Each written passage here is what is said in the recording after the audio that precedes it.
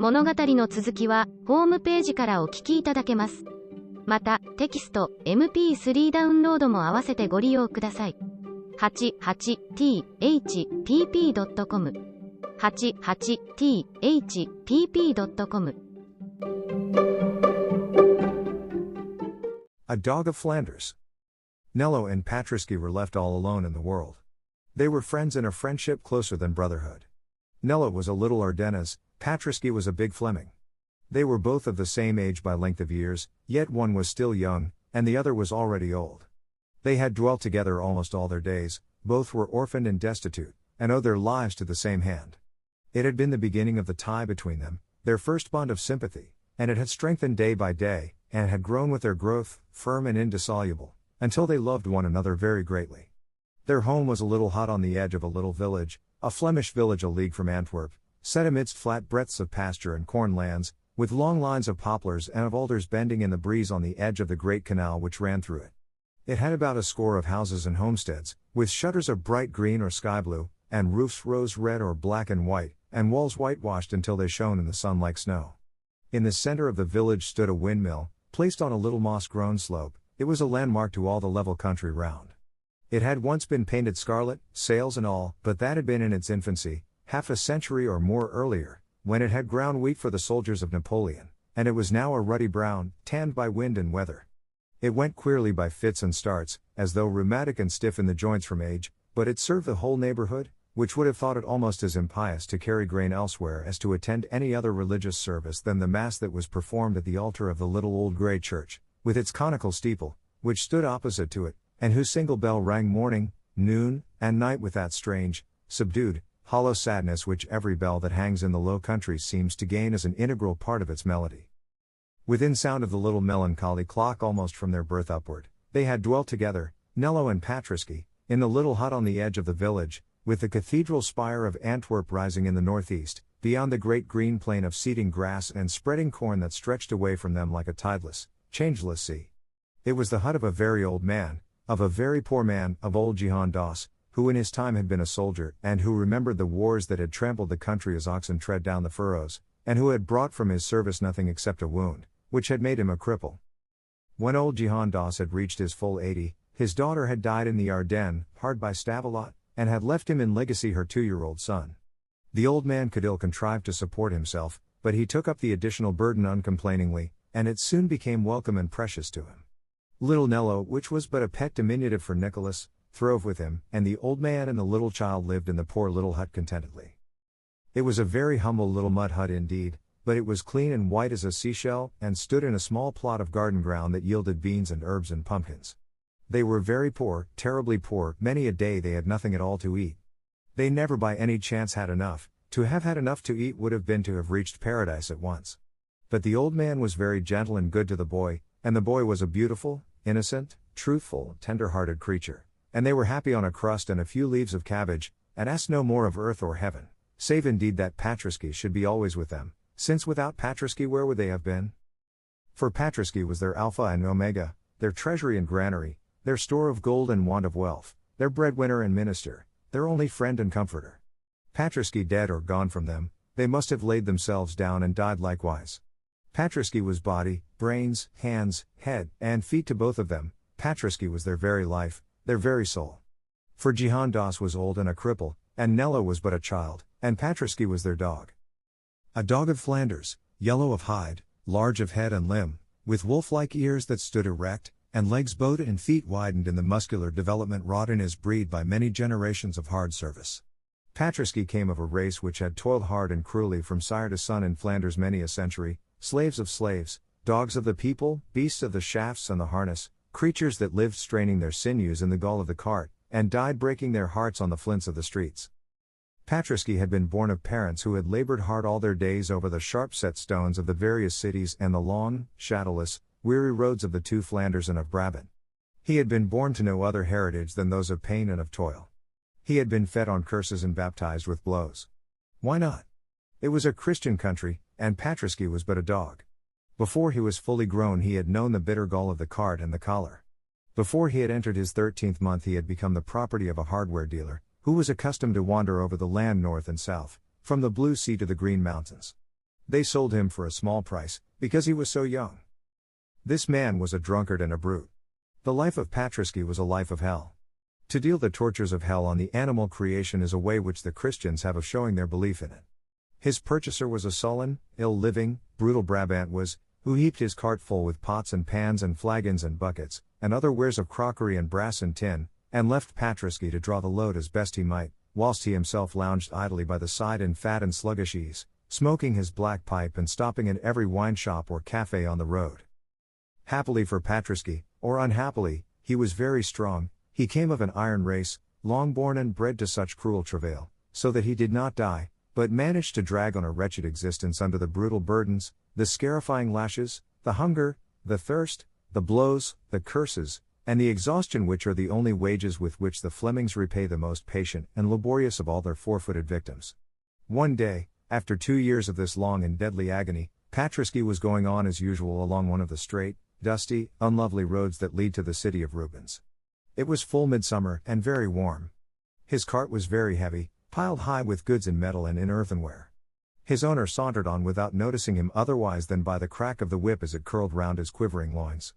The Brabant had paused to drink beer himself at every wayside house, but he had forbidden Patriski to stop a moment for a draught from the canal. Going along thus, in the full sun, on a scorching highway, having eaten nothing for 24 hours, and, which was far worse to him, not having tasted water for near 12, being blind with dust, sore with blows, and stupefied with the merciless weight which dragged upon his loins, Patriski staggered and foamed a little at the mouth, and fell. He fell in the middle of the white, dusty road, in the full glare of the sun. He was sick unto death, and motionless. His master gave him the only medicine in his pharmacy, kicks and oaths and blows with a cudgel of oak, which had been often the only food and drink, the only wage and reward, ever offered to him. But Patriski was beyond the reach of any torture or of any curses. Patriski lay, dead to all appearances, down in the white powder of the summer dust. After a while, finding it useless to assail his ribs with punishment and his ears with maledictions, the Brabant deeming life gone in him, or going so nearly that his carcass was forever useless, unless indeed some one should strip it of the skin for gloves, cursed him fiercely in farewell, struck off the leathern bands of the harness, kicked his body aside into the grass, and, groaning and muttering in savage wrath, pushed the cart lazily along the road uphill, and left the dying dog for the ants to sting and for the crows to pick. It was the last day before Kermesse away at Louvain, and the Brabant was in haste to reach the fair and get a good place for his truck of brass wares. He was in fierce wrath, because Patriski had been a strong and much enduring animal, and because he himself had now the hard task of pushing his charrette all the way to Louvain. But to stay to look after Patriski never entered his thoughts. The beast was dying and useless, and he would steal, to replace him, the first large dog that he found wandering alone out of sight of its master. Patriski had cost him nothing, or next to nothing, and for 2 long, cruel years had made him toil ceaselessly in his service from sunrise to sunset, through summer and winter, in fair weather and foul. He had got a fair use and a good profit out of Patriski. Being human, he was wise, and left the dog to draw his last breath alone in the ditch, and have his bloodshot eyes plucked out as they might be by the birds, whilst he himself went on his way to beg and to steal, to eat and to drink, to dance and to sing, in the mirth at Louvain. A dying dog, a dog of the cart, why should he waste hours over its agonies at peril of losing a handful of copper coins, at peril of a shout of laughter? Patriski lay there, flung in the grass-green ditch.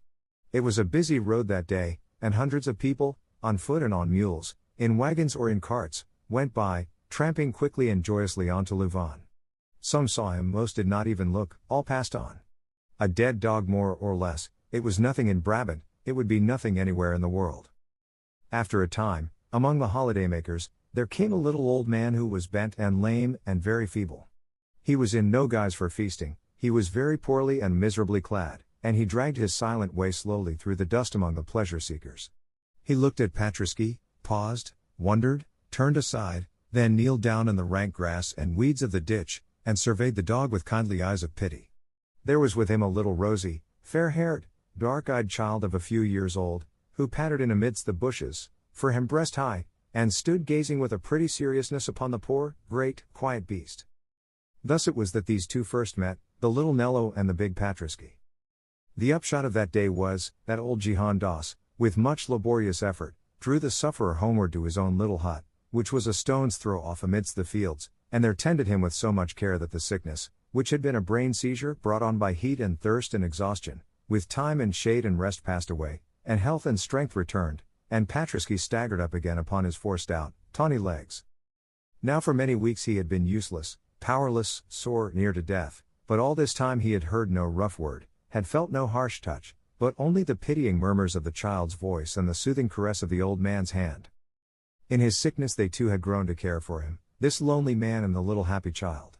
He had a corner of the hut, with a heap of dry grass for his bed, and they had learned to listen eagerly for his breathing in the dark night, to tell them that he lived, and when he first was well enough to essay aloud, hollow, broken bay, they laughed aloud, and almost wept together for joy at such a sign of his sure restoration, and little Nello, in delighted glee, hung round his rugged neck with chains of marguerites, and kissed him with fresh and ruddy lips.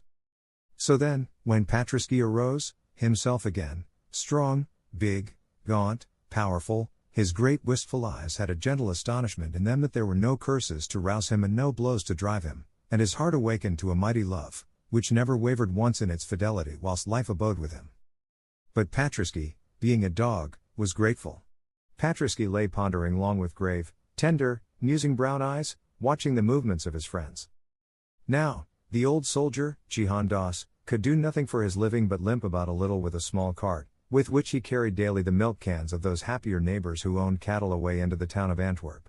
The villagers gave him the employment a little out of charity, more because it suited them well to send their milk into the town by so honest a carrier, and bide at home themselves to look after their gardens, their cows, their poultry, or their little fields.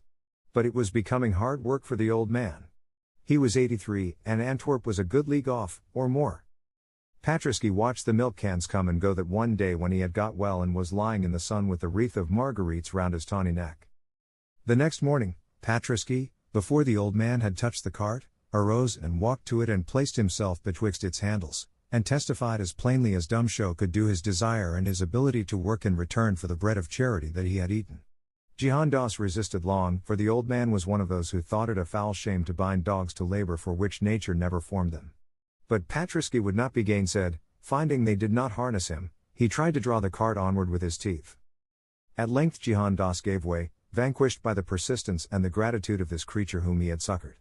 He fashioned his cart so that Patriski could run in it, and this he did every morning of his life thenceforward. When the winter came, Jihan Das thanked the blessed fortune that had brought him to the dying dog in the ditch that fair day of Louvain, for he was very old, and he grew feebler with each year, and he would ill have known how to pull his load of milk cans over the snows and through the deep ruts in the mud if it had not been for the strength and the industry of the animal he had befriended. As for Patriski, it seemed heaven to him. After the frightful burdens that his old master had compelled him to strain under, at the call of the whip at every step, it seemed nothing to him but amusement to step out with this little light green cart, with its bright brass cans, by the side of the gentle old man who always paid him with a tender caress and with a kindly word. Besides, his work was over by 3 or 4 in the day, and after that time he was free to do as he would, to stretch himself, to sleep in the sun, to wander in the fields, to romp with the young child, or to play with his fellow dogs. Patriski was very happy. Fortunately for his peace, his former owner was killed in a drunken brawl at the Kermesse of Mechlin, and so sought not after him nor disturbed him in his new and well-loved home. A few years later, old Jihan Das, who had always been a cripple, became so paralyzed with rheumatism that it was impossible for him to go out with the cart any more. Then little Nello, being now grown to his 6th year of age, and knowing the town well from having accompanied his grandfather so many times, took his place beside the cart, and sold the milk and received the coins in exchange, and brought them back to their respective owners with a pretty grace and seriousness which charmed all who beheld him. The little Ardennes was a beautiful child, with dark, grave, tender eyes, and a lovely bloom upon his face, and fair locks that clustered to his throat, and many an artist sketched the group as it went by him, the green cart with the brass flagons of Tenier and Miris and Van Tal, and the great tawny-colored, massive dog, with his belt harness that chimed cheerily as he went, and the small figure that ran beside him which had little white feet and great wooden shoes, and a soft, grave, innocent, happy face like the little fair children of Rubens. Nello and Patriski did the work so well and so joyfully together that Jihan Das himself, when the summer came and he was better again, had no need to stir out, but could sit in the doorway in the sun and see them go forth through the garden wicket, and then doze and dream and pray a little, and then awake again as the clock tolled 3 and watch for their return. And on their return Patriski would shake himself free of his harness with a bay of glee, and Nello would recount with pride the doings of the day, and they would all go in together to their meal of rye bread and milk or soup, and would see the shadows lengthen over the great plain, and see the twilight veil the fair cathedral spire, and then lie down together to sleep peacefully while the old man said a prayer. So the days and the years went on, and the lives of Nello and Patriski were happy, innocent and healthful. In the spring and summer especially were they glad. Flanders is not a lovely land, and around the burg of Rubens it is perhaps least lovely of all. Corn and colza, pasture and plough, succeed each other on the characterless plain in wearying repetition, and save by some gaunt grey tower, with its peal of pathetic bells, or some figure coming athwart the fields, made picturesque by a gleaner's bundle or a woodman's faggot, there is no change, no variety, no beauty anywhere, and he who has dwelt upon the mountains or amidst the forests feels oppressed as by imprisonment with the tedium and the endlessness of that vast and dreary level. But it is green and very fertile, and it has wide horizons that have a certain charm of their own even in their dullness and monotony, and among the rushes by the waterside the flowers grow, and the trees rise tall and fresh where the barges glide with their great hulks black against the sun, and their little green barrels and vari-colored flags gay against the leaves. Anyway, there is greenery and breadth of space enough to be as good as beauty to a child and a dog, and these two asked no better, when their work was done, than to lie buried in the lush grasses on the side of the canal, and watch the cumbrous vessels drifting by and bring the crisp salt smell of the sea among the blossoming scents of the country summer. True, in the winter it was harder, and they had to rise in the darkness and the bitter cold, and they had seldom as much as they could have eaten any day, and the hut was scarce better than a shed when the nights were cold, although it looked so pretty in warm weather, buried in a great kindly clambering vine, that never bore fruit, indeed, but which covered it with luxuriant green tracery all through the months of blossom and harvest. In winter the winds found many holes in the walls of the poor little hut, and the vine was black and leafless, and the bare lands looked very bleak and drear without, and sometimes within the floor was flooded and then frozen. In winter it was hard, and the snow numbed the little white limbs of Nello, and the icicles cut the brave, untiring feet of Patriski. But even then they were never heard to lament, either of them. The child's wooden shoes and the dog's 4 legs would trot manfully together over the frozen fields to the chime of the bells on the harness, and then sometimes, in the streets of Antwerp, some housewife would bring them a bowl of soup and a handful of bread, or some kindly trader would throw some billets of fuel into the little cart as it went homeward, or some woman in their own village would bid them keep a share of the milk they carried for their own food, and they would run over the white lands, through the early darkness, bright and happy, and burst with a shout of joy into their home. So, on the whole, it was well with them, very well, and Patriski, meeting on the highway or in the public streets the many dogs who toiled from daybreak into nightfall, paid only with blows and curses, and loosened from the shafts with a kick to starve and freeze as best they might, Patriski in his heart was very grateful to his fate, and thought it the fairest and the kindliest the world could hold. Though he was often very hungry indeed when he lay down at night, though he had to work in the heats of summer noons and the rasping chills of winter dawns, though his feet were often tender with wounds from the sharp edges of the jagged pavement, though he had to perform tasks beyond his strength and against his nature, yet he was grateful and content, he did his duty with each day, and the eyes that he loved smiled down on him. It was sufficient for Patriski. There was only one thing which caused Patriski any uneasiness in his life, and it was this. Antwerp, as all the world knows, is full at every turn of old piles of stones, dark and ancient and majestic, standing in crooked courts, jammed against gateways and taverns, rising by the water's edge, with bells ringing above them in the air, and ever and again out of their arched doors a swell of music pealing. There they remain, the grand old sanctuaries of the past, shut in amidst the squalor, the hurry, the crowds, the unloveliness and the commerce of the modern world, and all day long the clouds drift and the birds circle and the winds sigh around them, and beneath the earth at their feet there sleeps, Rubens. And the greatness of the mighty master still rests upon Antwerp, and wherever we turn in its narrow streets his glory lies therein, so that all mean things are thereby transfigured, and as we pace slowly through the winding ways, and by the edge of the stagnant water, and through the noisome courts, his spirit abides with us, and the heroic beauty of his visions is about us, and the stones that once felt his footsteps and bore his shadow seem to arise and speak of him with living voices. For the city which is the tomb of Rubens still lives to us through him, and him alone. It is so quiet there by that great white sepulchre, so quiet, save only when the organ peals and the choir cries aloud the Salve Regina or the Kyrie eleison. Sure no artist ever had a greater gravestone than that pure marble sanctuary gives to him in the heart of his birthplace in the chancel of St. Jacques. Without Rubens, what were Antwerp? A dirty, dusky, bustling mart, which no man would ever care to look upon save the traders who do business on its wharves. With Rubens, to the whole world of men it is a sacred name, a sacred soil, a Bethlehem where a god of art saw light, a Golgotha where a god of art lies dead. O nations! Closely should you treasure your great men, for by them alone will the future know of you. Flanders in her generations has been wise. In his life she glorified this greatest of her sons, and in his death she magnifies his name. But her wisdom is very rare. Now, the trouble of Patrisky was this. Into these great, sad piles of stones, that reared their melancholy majesty above the crowded roofs, the child Nello would many and many a time enter, and disappear through their dark arched portals, whilst Patrisky, left without upon the pavement, would wearily and vainly ponder on what could be the charm which thus allured from him his inseparable and beloved companion.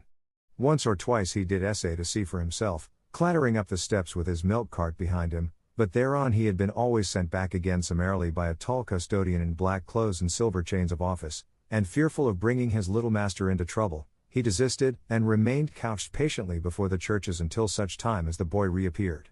It was not the fact of his going into them which disturbed Patrisky. He knew that people went to church, all the village went to the small, tumble-down, grey pile opposite the red windmill.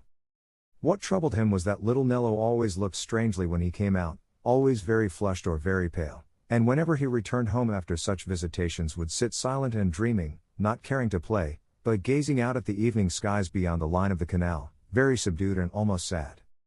What was it? Wondered Patrisky.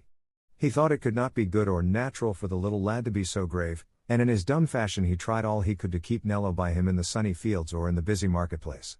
But to the churches Nello would go, most often of all would he go to the great cathedral, and Patrisky, left without on the stones by the iron fragments of Quentin Matsis's gate, would stretch himself and yawn and sigh, and even howl now and then, all in vain, until the doors closed and the child perforce came forth again, and winding his arms about the dog's neck would kiss him on his broad, tawny-colored forehead, and murmur always the same words, "If I could only see them, Patrisky. If I could only see them." What were they? Pondered Patrisky, looking up with large, wistful, sympathetic eyes. One day, when the custodian was out of the way and the doors left ajar, he got in for a moment after his little friend and saw. They were two great covered pictures on either side of the choir. Nello was kneeling, wrapped as in an ecstasy, before the altar picture of the Assumption, and when he noticed Patrisky, and rose and drew the dog gently out into the air, his face was wet with tears, and he looked up at the veiled places as he passed them, and murmured to his companion, "It is so terrible not to see them, Patrisky, just because one is poor and cannot pay." He never meant that the poor should not see them when he painted them, I am sure. He would have had us see them any day, every day, that I am sure. And they keep them shrouded there, shrouded in the dark, the beautiful things, and they never feel the light, and no eyes look on them, unless rich people come and pay. If I could only see them, I would be content to die. But he could not see them, and Patrisky could not help him, for to gain the silver piece that the church exacts as the price for looking on the glories of the elevation of the cross and the descent of the cross was a thing as utterly beyond the powers of either of them as it would have been to scale the heights of the cathedral spire. They had never so much as a sou to spare. If they cleared enough to get a little wood for the stove, a little broth for the pot, it was the utmost they could do. And yet the heart of the child was set in sore and endless longing upon beholding the greatness of the two veiled Rubens. The whole soul of the little Ardennes thrilled and stirred with an absorbing passion for art. Going on his ways through the old city in the early days before the sun or the people had risen, Nello, who looked only a little peasant boy, with a great dog drawing milk to sell from door to door, was in a heaven of dreams whereof Rubens was the god.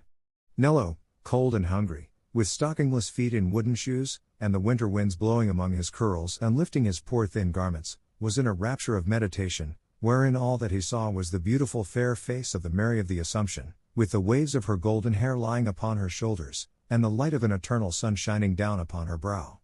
Nello, reared in poverty, and buffeted by fortune, and untaught in letters, and unheeded by men, had the compensation or the curse which is called genius. No one knew it. He as little as any. No one knew it. Only indeed Patrisky, who, being with him always, saw him draw with chalk upon the stones any and everything that grew or breathed, heard him on his little bed of hay murmur all manner of timid, pathetic prayers to the spirit of the great master, watched his gaze darken and his face radiate at the evening glow of sunset or the rosy rising of the dawn, and felt many and many a time the tears of a strange, nameless pain and joy, mingled together, fall hotly from the bright young eyes upon his own wrinkled yellow forehead. I should go to my grave quite content if I thought, Nello, that when thou growest a man thou couldst own this hut and a little plot of ground, and labor for thyself, and be called boss by thy neighbors, said the old man Jehan many an hour from his bed. For to own a bit of soil, and to be called boss, master, by the hamlet round, is to have achieved the highest ideal of a Flemish peasant, and the old soldier, who had wandered over all the earth in his youth, and had brought nothing back, deemed in his old age that to live and die on one spot in contented humility was the fairest fate he could desire for his darling. But Nello said nothing. The same leaven was working in him that in other times begat Rubens and your Dance and the Van Eycks, and all their wondrous tribe, and in times more recent begat in the green country of the Ardennes, where the muse washes the old walls of Dijon, the great artist of the Patroclus, whose genius is too near us for us aright to measure its divinity. Nello dreamed of other things in the future than of tilling the little root of earth, and living under the wattle roof, and being called Boz by neighbors a little poorer or a little less poor than himself. The cathedral spire, where it rose beyond the fields in the ruddy evening skies or in the dim, grey, misty mornings, said other things to him than this.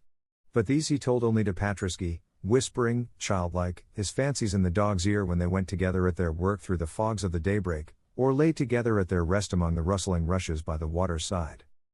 For such dreams are not easily shaped into speech to awake the slow sympathies of human auditors, and they would only have sorely perplexed and troubled the poor old man bedridden in his corner, who, for his part, whenever he had trodden the streets of Antwerp, had thought the daub of blue and red that they called a Madonna, on the walls of the wine shop where he drank his sou's worth of black beer, quite as good as any of the famous altarpieces for which the stranger folk travelled far and wide into Flanders from every land on which the good sun shone.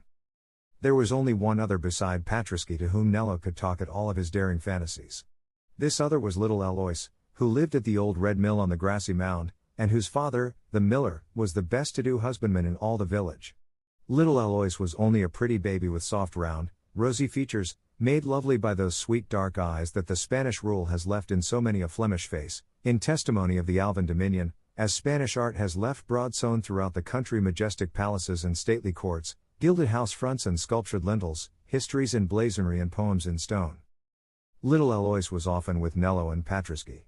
They played in the fields, they ran in the snow, they gathered the daisies and bilberries, they went up to the old grey church together, and they often sat together by the broad wood fire in the mill house. Little Alois, indeed, was the richest child in the hamlet. She had neither brother nor sister, her blue serge dress had never a hole in it, at Kermesse she had as many gilded nuts and agnidae in sugar as her hands could hold, and when she went up for her first communion her flaxen curls were covered with a cap of richest Mechlin lace, which had been her mother's and her grandmother's before it came to her. Men spoke already, though she had but 12 years, of the good wife she would be for their sons to woo and win, but she herself was a little gay, simple child, in nowise conscious of her heritage, and she loved no playfellows so well as Jehan Das's grandson and his dog. One day her father, Boz Kojes, a good man, but somewhat stern, came on a pretty group in the long meadow behind the mill, where the aftermath had that day been cut. It was his little daughter sitting amidst the hay, with the great tawny head of Patriski on her lap, and many wreaths of poppies and blue cornflowers round them both, on a clean smooth slab of pine with the boy Nello drew their likeness with a stick of charcoal. The miller stood and looked at the portrait with tears in his eyes, it was so strangely like, and he loved his only child closely and well. Then he roughly chid the little girl for idling there whilst her mother needed her within, and sent her indoors crying and afraid. Then, turning, he snatched the wood from Nello's hands. "Dost do much of such folly?" he asked, but there was a tremble in his voice. Nello colored and hung his head. "I draw everything I see," he murmured.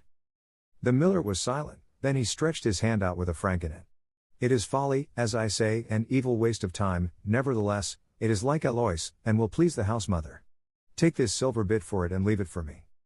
The color died out of the face of the young Ardennes, he lifted his head and put his hands behind his back. "Keep your money and the portrait both, Boz Kojes," he said, simply. "You have been often good to me." Then he called Patriski to him, and walked away across the field. "I could have seen them with that franc," he murmured to Patriski, "but I could not sell her picture, not even for them." Boz Kojes went into his mill house sore troubled in his mind. "That lad must not be so much with Alois," he said to his wife that night. "Trouble may come of it hereafter, he is 15 now, and she is 12, and the boy is comely of face and form." "And he is a good lad and a loyal," said the housewife, feasting her eyes on the piece of pine wood where it was throned above the chimney with a cuckoo clock in oak and a Calvary in wax. "Yea, I do not gainsay that," said the miller, draining his pewter flagon. "Then, if what you think of were ever to come to pass," said the wife, hesitatingly, "would it matter so much? She will have enough for both, and one cannot be better than happy." "You are a woman, and therefore a fool," said the miller, harshly, striking his pipe on the table. "The lad is naught but a beggar, and, with these painters' fancies, worse than a beggar. Have a care that they are not together in the future, or I will send the child to the surer keeping of the nuns of the Sacred Heart. The poor mother was terrified, and promised humbly to do his will. Not that she could bring herself altogether to separate the child from her favorite playmate, nor did the miller even desire that extreme of cruelty to a young lad who was guilty of nothing except poverty. But there were many ways in which little Alois was kept away from her chosen companion, and Nello, being a boy proud and quiet and sensitive, was quickly wounded, and ceased to turn his own steps and those of Patriski, as he had been used to do with every moment of leisure, to the old red mill upon the slope. What his offence was he did not know. He supposed he had in some manner angered Bas Coges by taking the portrait of Alois in the meadow, and when the child who loved him would run to him and nestle her hand in his, he would smile at her very sadly and say with a tender concern for her before himself, "Nay, Alois, do not anger your father. He thinks that I make you idle, dear, and he is not pleased that you should be with me. He is a good man and loves you well, we will not anger him, Alois." But it was with a sad heart that he said it, and the earth did not look so bright to him as it had used to do when he went out at sunrise under the poplars down the straight roads with Patriski. The old red mill had been a landmark to him, and he had been used to pause by it, going and coming, for a cheery greeting with its people as her little flaxen head rose above the low mill wicket, and her little rosy hands had held out a bone or a crust to Patriski. Now the dog looked wistfully at a closed door, and the boy went on without pausing, with a pang at his heart, and the child sat within with tears dropping slowly on the knitting to which she was set on her little stool by the stove, and Bas Coges, working among his sacks and his mill gear, would harden his will and say to himself, "It is best so. The lad is all but a beggar, and full of idle, dreaming fooleries. Who knows what mischief might not come of it in the future?"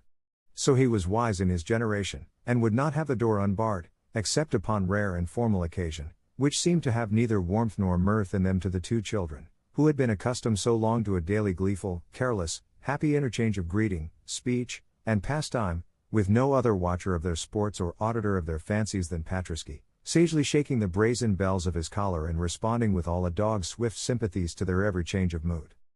All this while the little panel of pine wood remained over the chimney in the mill kitchen with the cuckoo clock and the waxen calvary, and sometimes it seemed to Nello a little hard that whilst his gift was accepted he himself should be denied. But he did not complain. It was his habit to be quiet. Old Jehan Doss had said ever to him, "We are poor, we must take what God sends, the ill with the good, the poor cannot choose." To which the boy had always listened in silence, being reverent of his old grandfather, but nevertheless a certain vague, sweet hope, such as beguiles the children of genius, had whispered in his heart, "Yet the poor do choose sometimes, choose to be great, so that men cannot say them nay." And he thought so still in his innocence, and one day, when the little Alois, finding him by chance alone among the cornfields by the canal, ran to him and held him close, and sobbed piteously because the morrow would be her saint's day, and for the first time in all her life her parents had failed to bid him to the little supper and romp in the great barns with which her feast day was always celebrated, Nello had kissed her and murmured to her in firm faith, "It shall be different one day, Alois. One day that little bit of pine wood that your father has of mine shall be worth its weight in silver, and he will not shut the door against me then. Only love me always, dear little Alois, only love me always, and I will be great." "And if I do not love you?" the pretty child asked, pouting a little through her tears, and moved by the instinctive coquetries of her sex. Nello's eyes left her face and wandered to the distance, where in the red and gold of the Flemish night the cathedral spire rose. There was a smile on his face so sweet and yet so sad that little Alois was awed by it. "I will be great still," he said under his breath, "great still, or die, Alois." "You do not love me," said the little spoiled child, pushing him away, but the boy shook his head and smiled, and went on his way through the tall yellow corn, seeing as in a vision some day in a fair future when he should come into that old familiar land and ask Alois of her people, and be not refused or denied, but received in honor, whilst the village folk should throng to look upon him and say in one another's ears, "Dost see him? He is a king among men, for he is a great artist and the world speaks his name, and yet he was only our poor little Nello, who was a beggar as one may say, and only got his bread by the help of his dog."